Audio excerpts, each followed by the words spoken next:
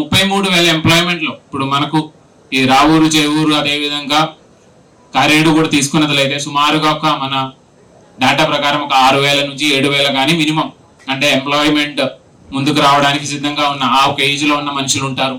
So వాళ్ళందరికీ కూడా ఈ ఏరియాలో ఎంప్లాయ్మెంట్ కల్పించడానికి అవకాశం ఉంటాయి.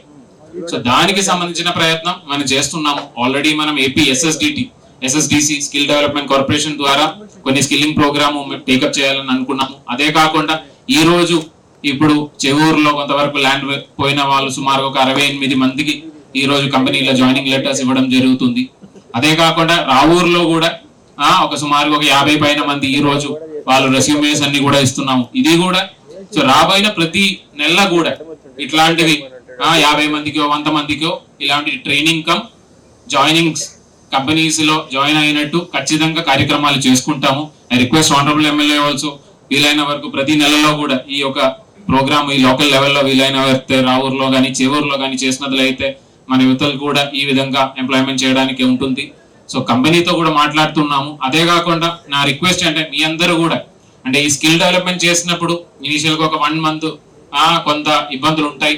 ఎందుకంటే మనం తెలియలేని ఒక పని చేస్తున్నాము. సో దానికి కొన్ని ఇబ్బందులు ఉంటాయి. అది మనం కొంతవరకు నేర్చుకోవాలి, కొంతవరకు దానిలో ఎఫర్ట్ పెట్టాలి.